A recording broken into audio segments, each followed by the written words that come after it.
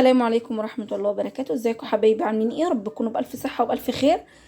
وحشتوني جدا جدا من الفيديو اللي فات. هنيجي بصوا هنعمل مع بعض ايه؟ طبعا باين او هنعمل مع بعض طعمية.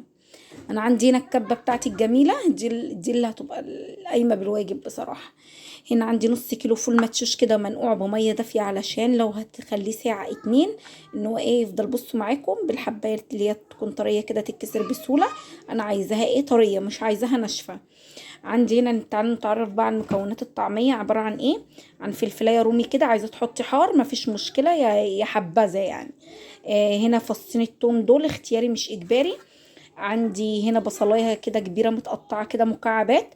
الخضرة عندي طبعا كرات او كرات، مش فاهمة الناس بيقولوا ايه، مش فاهمة عليه بصراحة. هو كرات. وكان عندي بصلايه خضرة كده صغيرة قطعتها، وعندي هنا كام حتة شبت برضو قطعتها، وكزبرة خضراء. تمام كده، يبقى نقول هنا مكوناتنا تاني.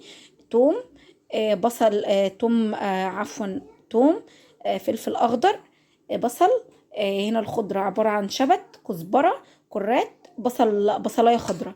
تمام كده، مش هنحط ولا ملح ولا فلفل ولا اي حاجة، يعني مش هنملح فيها اي حاجة، العجينة نفسها. تمام كده. الكبة بتاعتنا بقى هنحط نص كيلو الفول اللي هو المنقوع ده، الفول اللي هو البصارة، او الفول اللي هو المدشوش بيقولوا عليه كده يعني. فاهمين قصدي؟ اهو كده. بس احسن حاجة لو مستعجلة عليها لازم تتنقع في مية سخنة من الكتل كده، واروح مفضية الكيس على طول، او مفضيه العلبه، ايا كانت يعني. اهو كده هفضل انعم فيه في الكبه لحد ما ايه ينعم، وهوريه لكم. الخضره مش هنحطها دلوقتي.